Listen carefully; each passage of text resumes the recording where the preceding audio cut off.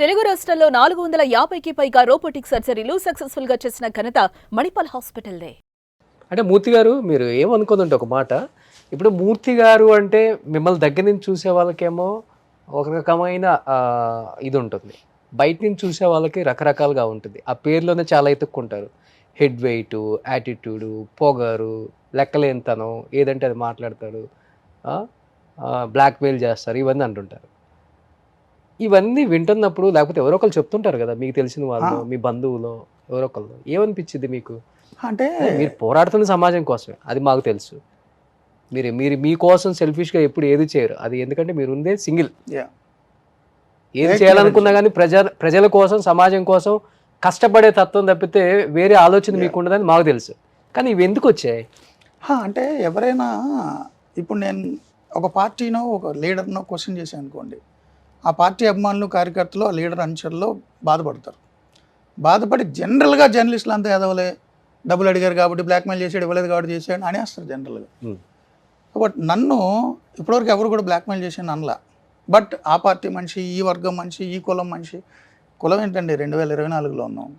అంగారకుడి మీద మనిషిని పంపుదాం అనుకున్నాం. ఏం కులం?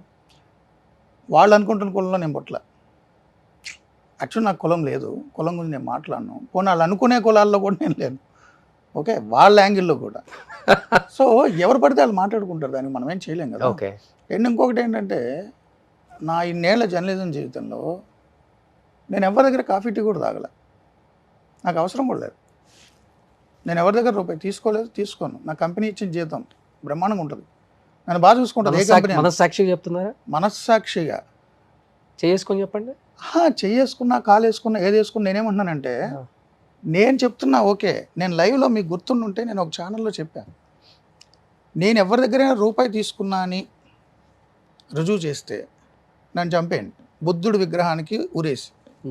అదే కాదు, పోనీ ఇప్పుడు మీ దగ్గర మెటీరియల్ లేదు, ఒకవేళ నేను చనిపోయిన తర్వాత 10 ఏళ్ళ తర్వాత మీకు దొరికినా నేను అవినీతి చేశాను. ఆఫ్టర్ మై డెత్ 10 years తర్వాత నేను చనిపోయినని తెలిసిన నా బాడీ ఏ ఉస్మానియా హాస్పిటల్కి రాసేసా. సో నా సమాధులు, అంత్యక్రియలు ఉండవు. సో అక్కడ ఏలాడుతుంటుంది కదా స్కెల్టన్, అక్కడికి వెళ్ళి అవినీతి పడని బోర్డు పెట్టండి, నేను పోయిన తర్వాత కూడా ప్రూవ్ చేసుకోగలిగితే. అది నా ఛాలెంజ్. నా మనస్సాక్షి ఉంది, నేను మీకే ఇస్తున్న ఛాన్స్. ఇది నేను ఎప్పుడో ఛాలెంజ్ చేశా. ఎప్పటికైనా సరే, నేను బతుకుండా కానీ నేను పోయిన తర్వాత కానీ, వీడు సో అండ్ సో అవినీతి చేశాడు, సో అండ్ సో వాళ్ళ దగ్గర బ్రైబ్ తీసుకున్నాడు అని ప్రూవ్ చేస్తే బతుకుండగా చంపండి, చచ్చిపోయింది ఏదైతే ఇక నాకు జర్నలిజంలో బతుకు లేకుండా అవినీతి పడని ముద్రేయండి. No objection at all. అంటే ప్రస్తుత సమాజం చూస్తున్నాం మనం, ఇరుగు పొరుగు వాళ్ళ కోసం, మన అనుకునే వాళ్ళ కోసం, అమ్మ నాన్న కోసం బతికే వాళ్ళని చూస్తున్నాం. కానీ నా కోసం నేను బతుకుతున్నా, నేను బతకాలి అనుకునే వాళ్ళని చాలా అరుదుగా చూస్తాం. దాంట్లో మీరు ఒకళ్ళు. Thank you. ఎప్పటి నుంచి ఇది? చిన్నప్పటి నుంచా, లేకపోతే ఈ ఫీల్డ్కి వచ్చిన తర్వాత రకరకాల? అంటే నాకు ముందు నుంచే కొన్ని పుస్తకాలు చదివాను, ఇన్ఫ్లుయెన్స్ ఉంది నాకు. పుచ్చలపల్లి సుందరయ్య గారి దగ్గర నుంచి అందరి జీవితాల్లో అబ్జర్వ్ చేశా, చూసా. ఓకే. పుస్తకాలు చదివా, వాళ్ళ వాళ్ళ వాళ్ళ ప్రసంగాలు ఫాలో అయ్యా. సో చాలామంది, ఒక పేరు చెప్పలేను. సో అందరి సంబంధించిన ఇన్ఫ్లుయెన్స్ నా మీద ఉంది. సరే, వ్యక్తిగతంగా నాకు కుటుంబం లేదండి.